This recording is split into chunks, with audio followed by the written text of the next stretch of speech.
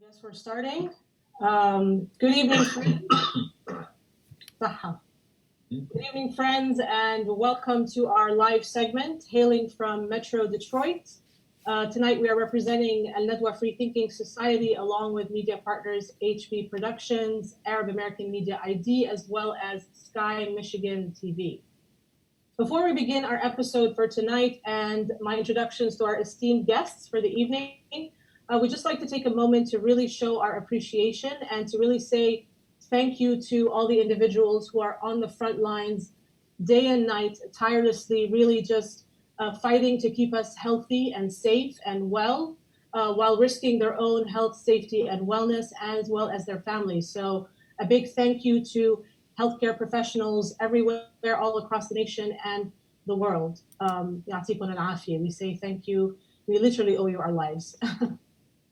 My name is Riwa Zinati, and I'm a writer and poet based in Metro Detroit and an active member of Al Nadwa Free Thinking Society, an organization that continuously aims to highlight the interests, needs, and concerns of the Arab American community to uphold a more progressive and enlightened and diverse community for the benefit of everyone. I'll be moderating tonight's episode, and without further ado, I would like to welcome our three esteemed guests for the evening. Mr. Hassan Jabir, President and CEO of Access, which is the largest Arab American organization in the United States. Access stands for Arab Community Center for Economic and Social Services. Mr. Ahmed Al-Shabani, welcome. He is the president of Omnix Accounting, one of the biggest Arab accounting firms in Michigan. He is the chairman of the Arab American Chamber of Commerce and an expert on education, as well as an activist in the Arab American community. We'd also like to welcome, last but not least, Mr. Khalil Al-Saghir, education consultant at Wayne Risa, and an active member of Al Nadwa Free Thinking Society. So welcome and thank you for taking the time to talk with us tonight. Lots of topics that we want to cover related to COVID-19. This is on everybody's mind. This is a main concern. It is a worry. Our lives are just upside down. We recalibrate and we revise accordingly, and your expertise is very much appreciated.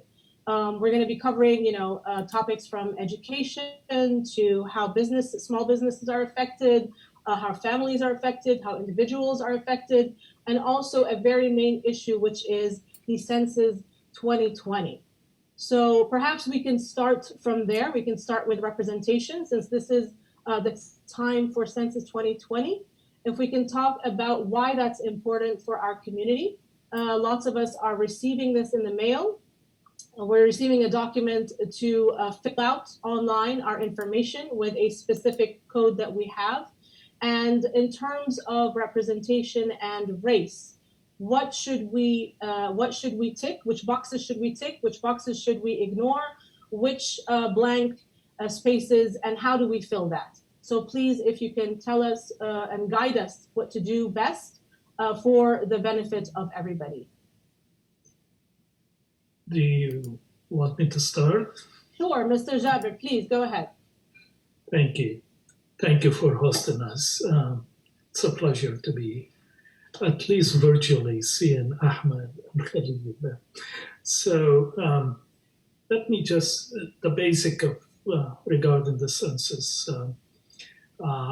This census is taken once every 10 years. And it's really not about the numbers.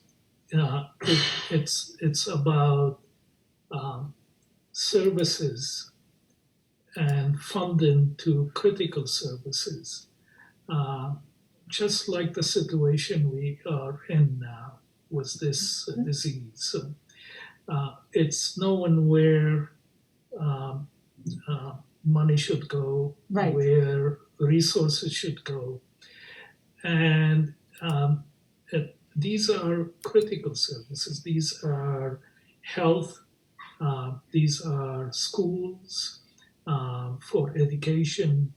This is for roads and infrastructure. This is for housing. And historically, here in Michigan, in the last census, 23% of people in Michigan did not participate in the census. Mm-hmm. Majority of these people were what we call hard to reach communities. These are the immigrant communities. Mm-hmm. These are the children. These are the lower income people. These are the homeless people. These are Arab Americans in particular. Right. Let me give you a perspective on this. Every person in the state of Michigan miscount or did not count, does not count, is a loss of $1,800 per person per year. Multiply that by 10 years. Wow. Okay. So that's a huge amount of money. Mm-hmm. In fact, that was almost $6 billion that should have come to the state of Michigan in the last 10 years that we did not receive. So it's and again, remember, these are for the children, for education, for housing, for food and shelter. In addition to that, we lost one congressional seat. We lost a voice in Washington. Mm-hmm. And in fact, we are probably going to lose, if we don't do a complete count, another congressional seat. That's why it's so critical, especially for us, Arab Americans, to make sure that everyone is counted. Okay, this is very important. Yeah.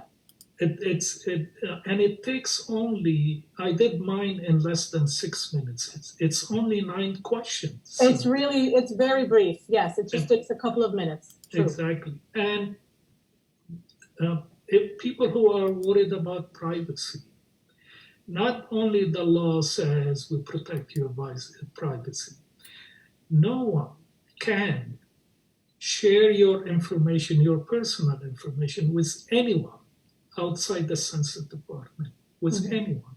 Mm-hmm. In addition to that, we have a coalition of 270 legal immigrant coalition organizations who are going to be monitoring the privacy and confidentiality of the state. Okay. So that's an added support this time around that we never had before. That's good. It's really, again, if we lose representation, it's mostly the loss is for us as immigrant communities. Got it. How should we fill out the form? So, I mean, how do we make it the best way? You have one Yeah. of two choices. Mm-hmm. We are included in the white population. Correct. Yes. So you can click on white, but then you click specifically on who you are. Lebanese American, Egyptian American, Jordanian Americans. Mm-hmm. Or you can go to other population, click on that, and it will open a space for you. And you can include any specific information like Arab Americans, Sudanese, any nationalities, anything that you feel that's what represents you. So you have one of the two choices. And these are good choices. One of these two choices, if we do click on the white box, we have to also be specific. Exactly. It's not enough just to be if we're not specific, then we lost that. Exactly. That's when we lose. Yeah. Right. Okay. So that, or we are even more specific where we actually say, Lebanese American, Iraqi American, or, wherever we're from, Sudan. Any identity, you can say that a Kurd, you can say any other nationality or race that you feel that represent you. Okay. And this is every 10 years. I would like to add something. First, I would like to give Hassan and especially an access, particularly on their participation in making sure that Arab Americans are counted, not only us, many other ethnic groups where for decades, I guess, there has been discussion whether we be counted as Arab Americans or we Caucasian, Mm-hmm. sub-Caucasian. I mean, Hassan has served, and he won't talk about himself, but I'll do that. He spent years on the board nationally to ensure that that we are counted properly, because we always had this confusion of our numbers, not only in poverty, obviously, in number and also in successes, because some loan forms eventually will people will receive them. I have now received that. Many others may receive them. Is that with the states, your profession, your education, your income level, and so on. So these are also important eventually to assess where is our community standing in comparison to other minorities in the U.S. Absolutely. So a lot of credit for doing that. Thank you. Absolutely, 100%. And I have a question. How do we reach the communities that are hard to reach, that you mentioned a few segments of the community? Is there a way that we can get to them that we couldn't before? What we do in this year is we build a coalition in Michigan of all community-based organizations. Mm-hmm. And we covered every county in Michigan. These are the community-based organizations. These are Latino organizations, Asian American organizations, all minority groups. In addition, you know that in the last census, 11% of children were not counted in Michigan. So we teamed up with children organizations. At Access, for example, we're gonna have the staff do phone calling. Every household Is reached. will send them. We'll call them and urge them to make sure to fill out the census. Anyone who comes to Access, we are asking them, did you fill out the census? We see every year almost 70,000 people coming to us. And we buy in ads, in bilingual ads. Gotcha. Mm-hmm. We are putting billboards. So we are making sure that this is a grassroots. This is organizations like us, embedded in communities, trusted by the communities. These are the organizations who are doing the work in terms of making sure everyone knows about the census, right. knows what is this for, and making sure that they do complete the census. Thank you. That is great. And I would like to repeat that we urge you, everybody, to please fill out the census this year. This happens every 10 years. This is very important. If we're not as serious about it, it's our loss. So please, we just kind of want to voice that out again. And thank you, Access, and everybody who's making such a huge effort to get this out, and that it reaches everybody. Speaking of Access, you're being very active as well in terms of helping people during the COVID-19, in terms of food, in terms of delivering maybe like meals to kids and children and families that are working or have no time to maybe reach kids, to cook for kids. There is a lot going on at Access, and I would like you to please tell us a little bit more about that, and if there is a way that people can reach you to kind of ask if they have any concerns or ways that you can help them. So 2 weeks ago, when the governor asked that we stay home, we converted our operation to remote operation, meaning that you can call our number and we'll connect you with a caseworker who will continue to respond to any needs. So all of our programs continues. In addition, we and Dr. Khalil will know that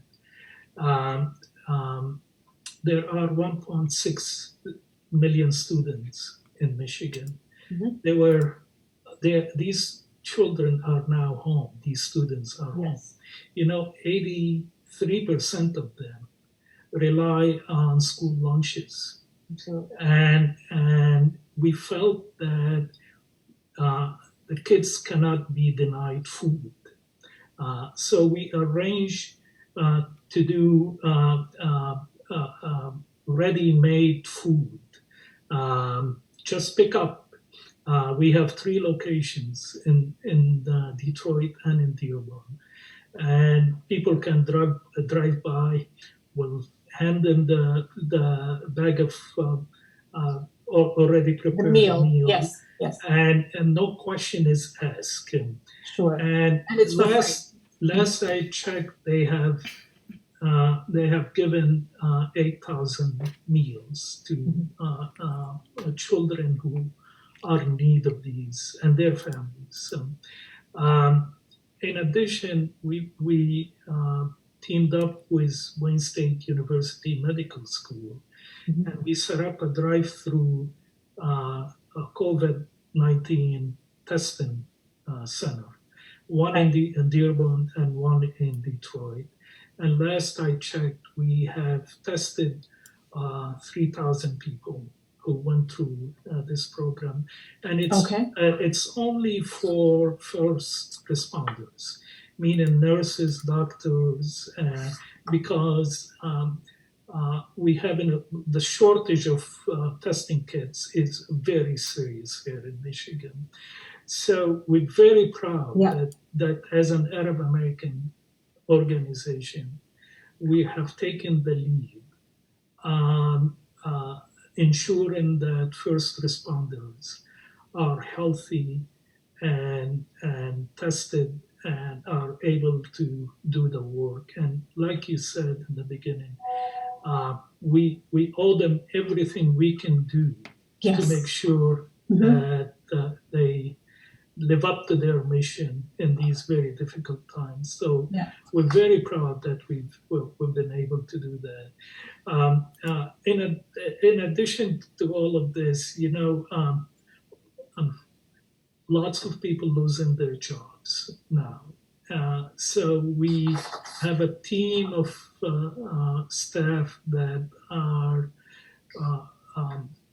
doing emergency filing of unemployment benefit as much as we can. It's a very complicated environment.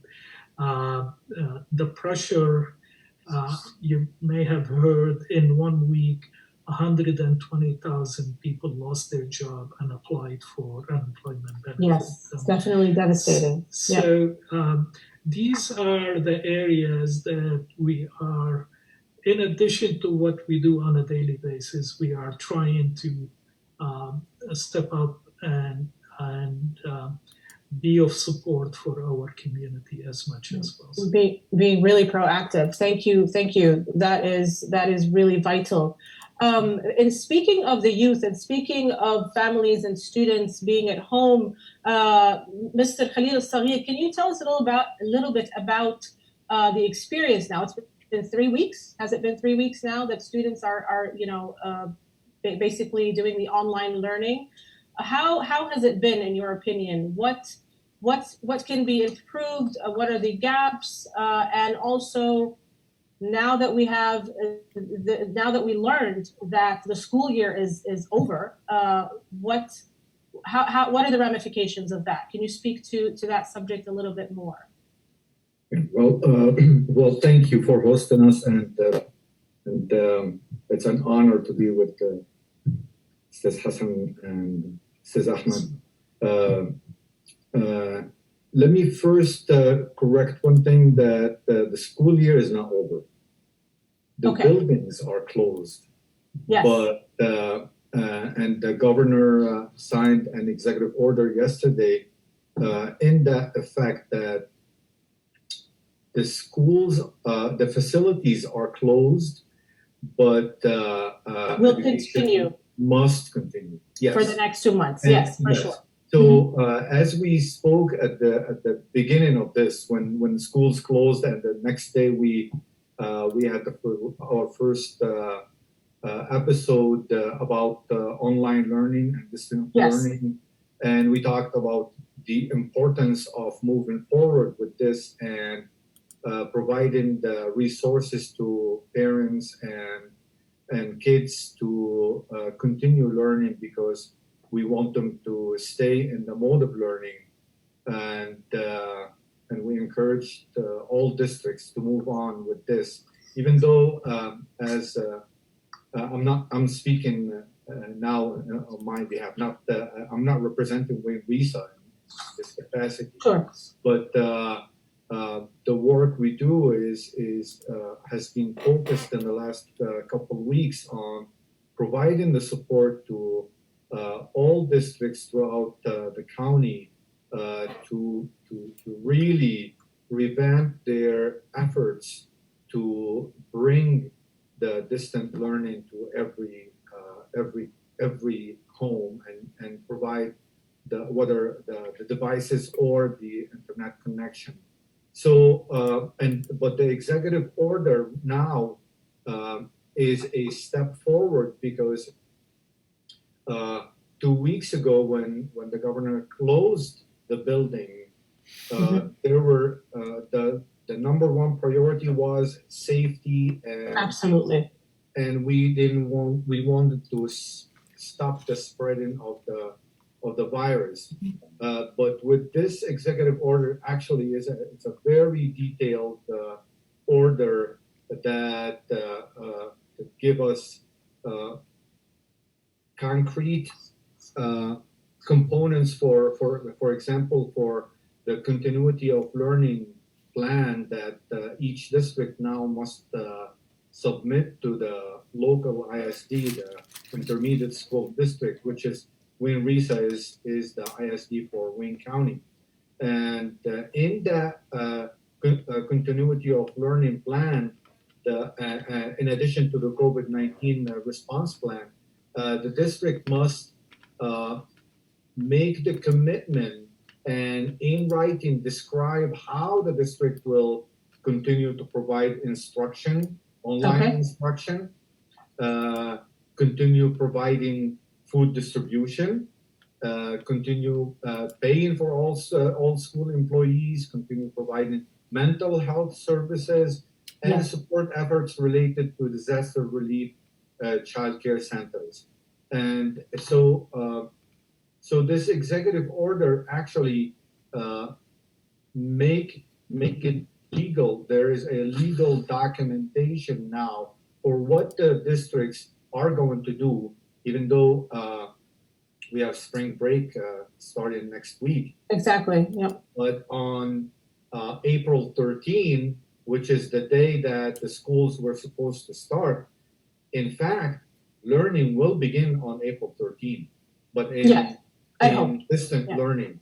And the districts must provide all the support, again, devices, internet connection, and whatever. But of course, they cannot penalize kids because we know that we have an equity issue that some kids will not be able to either get the device or get or the parents don't know how to support their kids to do so. But we have community organizations such as Access and others that would that can help, and hopefully the platform for virtual connection between parents and these organizations should be in place in order to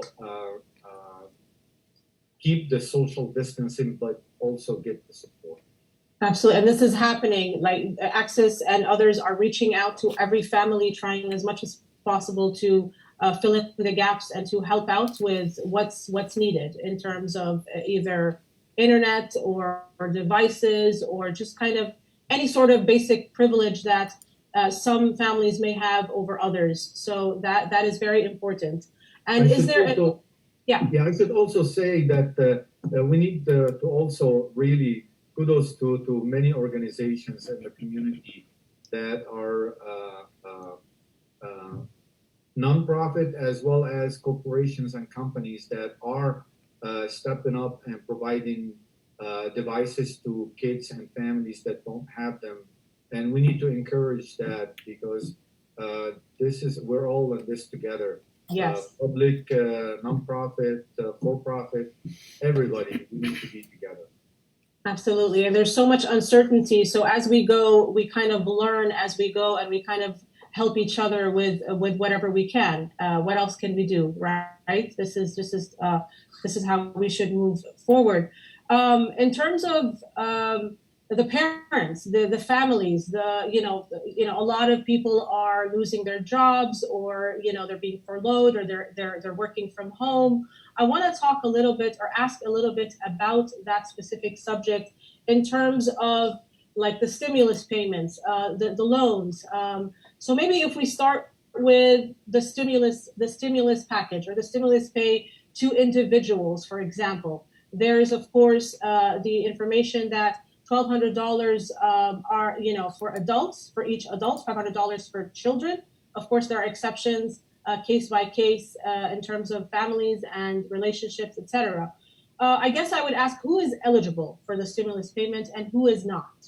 That's at a most basic level, because a lot of people have very mixed information. They're misinformed, they're misled, and it's good to kind of clarify that subject. Well, maybe I can address this since it's my area of knowledge. Thank First, thank you, Rawa, for hosting us, and Mr. Khalil and Mr. Hassan. These are needed topics nowadays because people are really in a state of confusion, and it's kind of chaos. And some light has to be shed on what's happening nowadays. So we can begin with the issue of the individual stimulus that the president has announced for the first package. And it is $1,200 per individual and $2,400 for married couples. Mm-hmm. But there's income criteria. The first income of a single individual has to have earning less than $75,000 to be eligible for the $1,200. Mm-hmm. For married found jointly, it is $2,400. Also, for dependents kids, they have to be $500 each for every kid who's under 17 years old. So if the combined income is more than $150, everybody gets zero. But every kid that has less than 17 years old, and the parents' combined adjusted income is less than $150, then they qualify for that. And as of my knowledge today, these payments have not rolled out, and we expect them maybe to be in 2 weeks.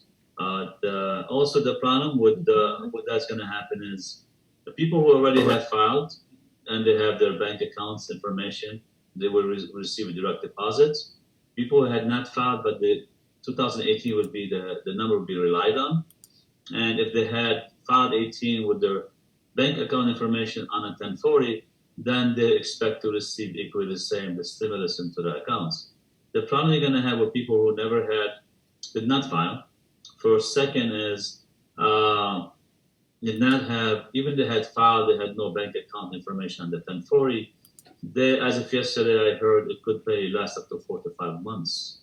So I guess it defeats the purpose, because this money is needed. It's immediate, yes. Immediate need. This is disturbing. I'm not sure what's going to happen 5-6 months from now. Hopefully, it would be in better shape. But this is where we stand now at this point. Now, people don't file. And so the stimulus, usually the amount that people receive, it will be an advanced stimulus. It will be reported in 2020 tax return. If people do not qualify for it, and the earning was 150 or more based on 2019 or 18, and this year happened that the income dropped below that level, or individual below 75, they still will get that when they file the 2020 returns. So the stimulus is not only immediate, it is for 2020 advanced stimulus payment to be also configured in 2020 filing. And on the other hand, if people have earnings above 150 and they have received already stimulus, they may have to pay that back.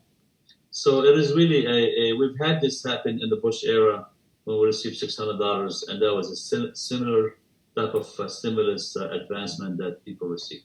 Oh, that was okay. So it is very similar to something that happened in the past. My question is, what if you're still employed? But you earn less than $75,000? Are you still eligible for Everybody's eligible. It's not about losing your job or being furloughed or It's basically based on the household number of households. Okay. Kids, and earnings, whether you are employed or not.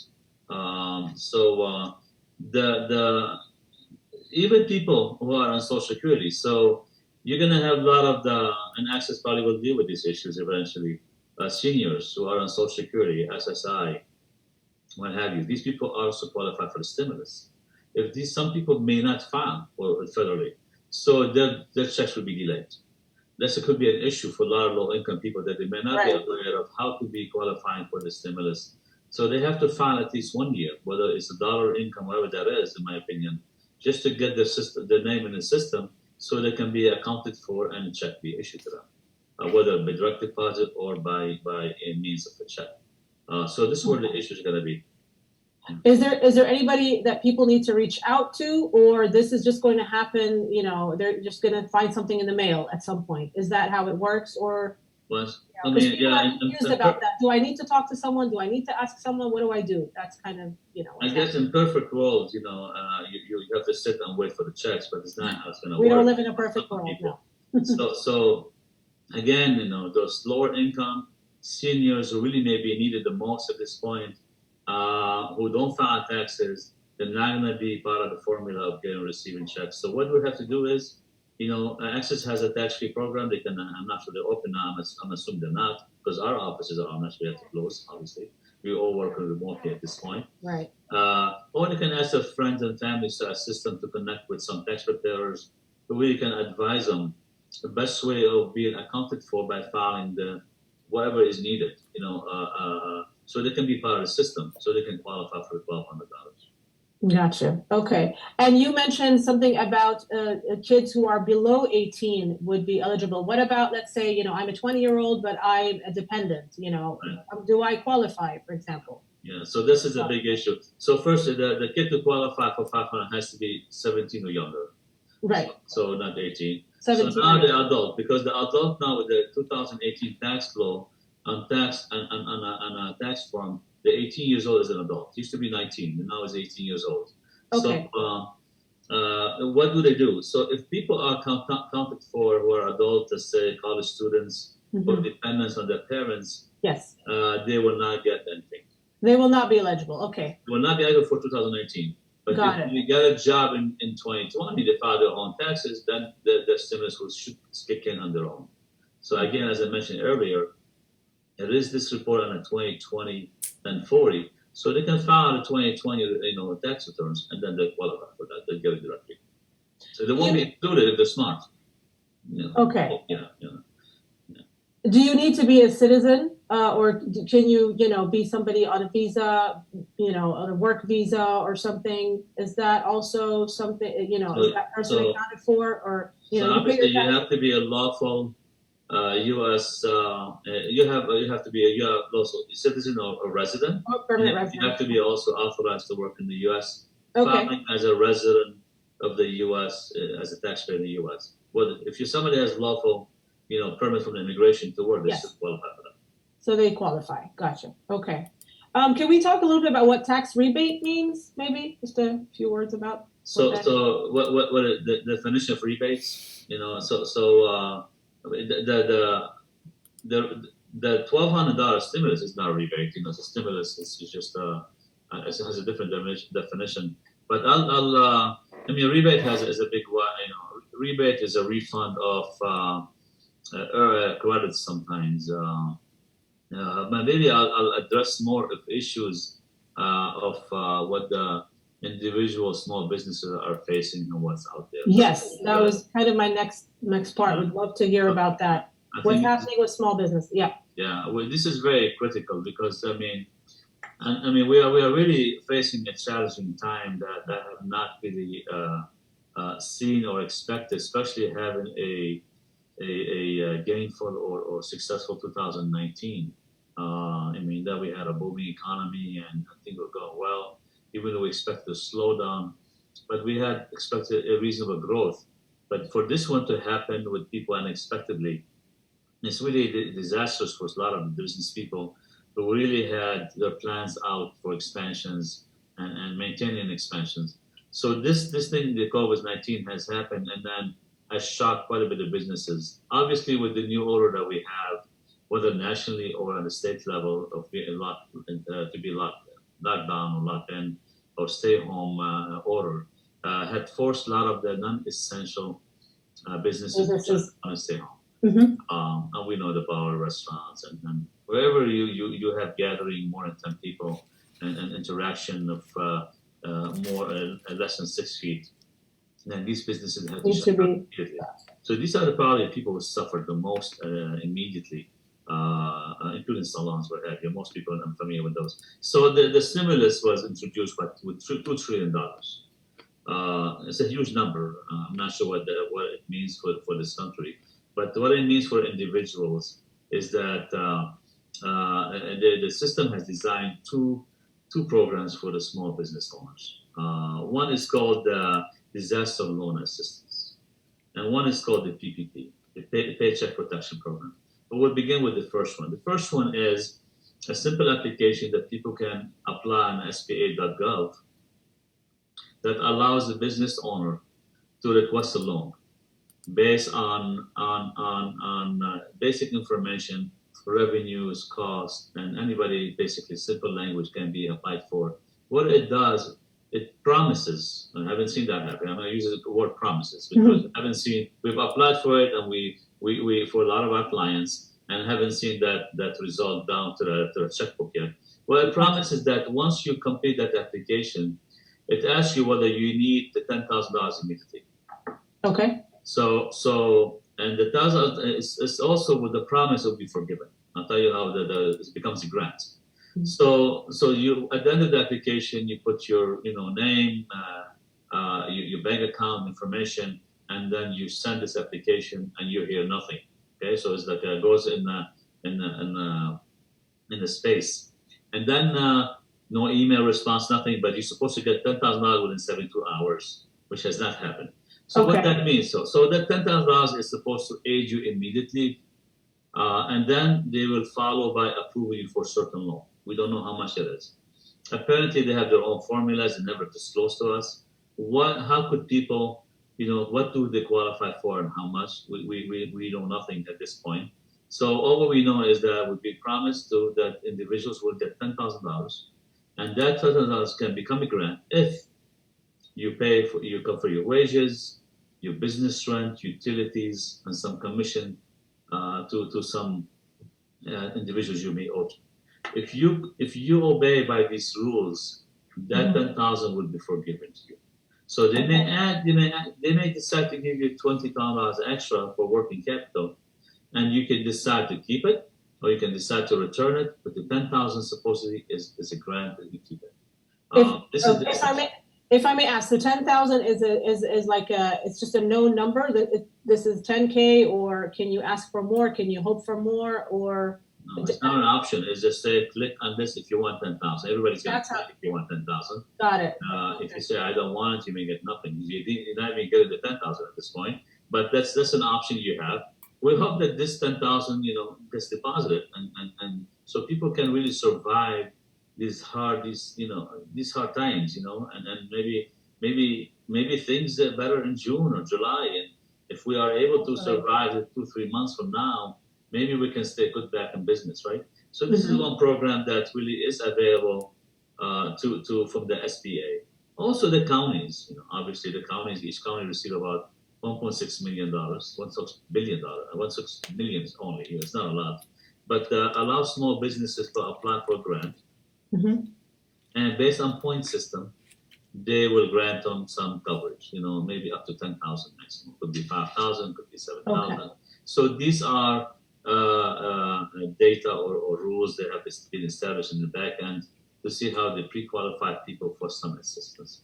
So whether you are in Wayne County business owner, or whether in Macomb, or you are in Oakland, or Washington, around the region, all of them have received from the state of Michigan some needs to be granted to small business owners. So these are the grants part of thing, right? So and the rules are very vague, by the way, because nobody had enough time to go out and explain to people, or whether the government actually had enough time to explain the certain rules. So you just apply and you hope that maybe this is true. It's 10,000 gonna hit. I see. Yeah, there is a lot of confusion out there. Yeah. Yeah. So that's more important, actually. Unless you have a question, right? Did you have a question? No, I was just going to ask about the banks and how are they dealing with, let's say, people who are not able to pay, their loans back or their monthly payments or whatever. What's going on there? This is the cycle keep going. Yeah. Yeah, this is a very good question. There has been an understanding in banks. I think they're even stepping forward on their own at times. That if you have a commercial loan, or some of that, a business, you can request from the bank to freeze your payment or postpone it, and they freeze it up to 90 days. So if you have an SBA, I'm up sorry, to 90 days, you can 90 days. 90 Okay. days, yeah. For some reason, I heard 9 years, and I'm like, where? That would be nice. So I'll take one of those. Big difference. Yeah, 90 days. So Okay. they can postpone or freeze it for 90 days. Mhm. Has been so they can request. They've been obeying by these rules because they want the clientele to survive. Yeah. They don't want people in foreclosure, obviously. It's the same for commercial and also individuals. So individuals are really facing hard time making the mortgage payment. They can call the mortgage servicer, I guess, and you can ask them if we can freeze or postpone. It's called forbearance, for those payments for 90 days. And 99% of that I've heard, they are the the servicing agents or the mortgage companies are really, obeying by these rules and being very respectful to the whole situation at this point. So this is what we stand on these issues, yes. But this is only 90-day solution, so we'll see what happens after that, right? Oh, there's still a lot of question marks, basically, right? Okay. And how are things in general? How is the I guess I don't want to say the emotional climate, but how is the climate here in Dearborn Heights, in Detroit? What are you sensing, each one of you? How do you feel? I've been probably talking to 50 people a day, and that's not an exaggeration. So everybody has a story, and it's really it's across the board sad. Across the board, it's really sad. Yes, it is. And people don't see any light at the end of the tunnel now. Even if they do, the ones that they can even cross that tunnel, basically to even make it to them. And that's another story because I've had a lot of, nearly 100 businesses of ours have closed, clients. 100. And this is in a week, shut down. Wow. And the problem with this, the worry is that if these guys shut down, are you able to recollect your labor force back? Are you able to collect them back? Are you able to rehire? Are you able to get the engine going? And this is where this is the big question that really we don't know yet because we'll have to wait, I guess, for 3 months to see what happens from now. And this is the worries of people because once you fall behind, all these assistants out there are really nice and dandy, but these are not enough to really support, families and they're fully support them with the cost of living because people are going to fall behind. Yeah. And eventually, not every small business owner is wealthy. Not every Absolutely not. Business owner, mom and pop, they make good living for as long as they operate the business, as long as they can sustain it and they do well. But once you put them out of business for 90 days, then or 60 days, whatever the number is, they're gonna really have a lot of hardships. So, but let me add one more program if I'm allowed to. This one is really important for small businesses. This is what's happening. It was rolled out today. It's called the PPP, Paycheck Protection Program. So we understand some businesses went out of business and you can benefit out of disaster loan to pay for some of the bills. But the business that sustained or minimize the operation and maintain some staffers, and they want to bring some other staffers back into the workforce, they can apply for this loan through their own banks only. So the Paycheck Protection Program will allow a business owner to take last year's average of wages, and take a monthly average and multiply by 2.5 times, and that will be granted that loan for that. So an example, if somebody has 10,000 wages a month, can ask for $25,000 of loan to be forgiven if you pay it for if you spend this money solely in 8 weeks on wages, rent, utilities, and mortgage interest if you have loan interest on mortgages. Mm-hmm. So this is a very essential plan for a lot of the business owners who are trying to survive and sustain their operation and maintain the paycheck for the staff, which a lot of people are loyal to the staff, to the employees. They want to maintain, they want them to survive. They're not going to cut them off. So this is part of the struggle that they're having. If anybody has this situation, they should contact the bank. They only can be applied to their own banks and not through SBA. Contact their loan officers, contact the bankers, and ask them about the PPP program. Okay, that was my next question. Who do they contact? Who do they talk to? So they contact their banks. They ask about this particular program, PPP program, and they take it from there. Okay, and they get all the information. That's good. That's clarified. In terms of how do you think we can avoid something like this happening? I mean, I don't know. It's just maybe this is like a question that's kind of out there, but how do we avoid something like this happening again, or if something like this happens again? How do we protect ourselves? Basically? I can give you my personal observation. It's a big question. Obviously, it's a virus is something untouchable. I mean, unseen, and it's not something you can put walls that the president wants to put on our southern borders. But I think I'm shocked at the unpreparedness of this nation for any disaster. So if this is a virus, it's not a war. I mean, it is it's a war simulation in a sense. Yeah. And I'm really shocked is that what about we had a bigger disaster than this? We don't have, people are talking about gloves and masks and beds, and it's scary that this nation is not ready for something like that. This is we don't have enough supplies, Yeah, I mean, you can prepare yourself by being ready. You have to have a readiness, for a disaster. We've been through September 11. And we had some other issues there that we were not even ready for. We had to learn that the nation has to be equipped and ready for a disaster, unexpected disaster. Unexpected. It could be a major hurricane. I mean, that's the nation.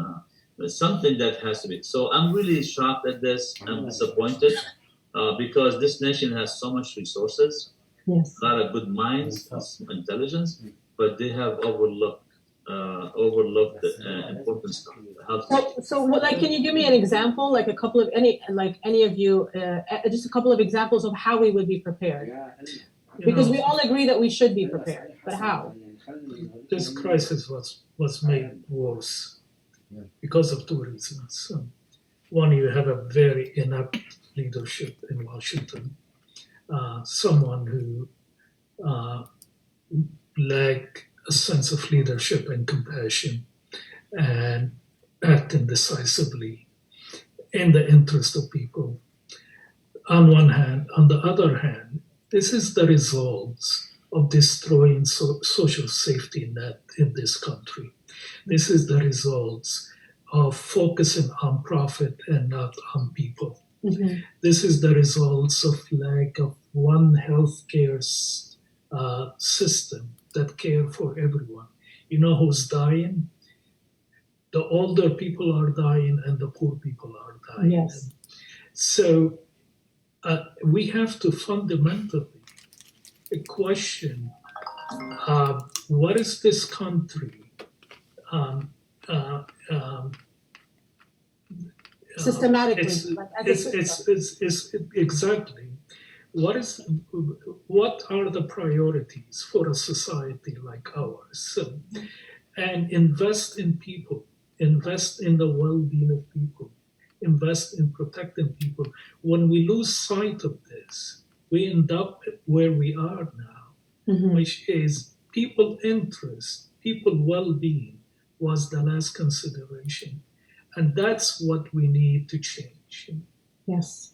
Absolutely. And all our conversation tonight was about how do we help the people? How do we help the community? But systematically, we are lacking that because profit is way more important than the actual individuals and the humans, which is very unfortunate as well. I would like to reiterate what Mr. Hassan and Mr. Ahmed said, that really it's all about setting priorities right, and also think critically right now, and this is coming from a veteran, that the amount of money that is being spent on military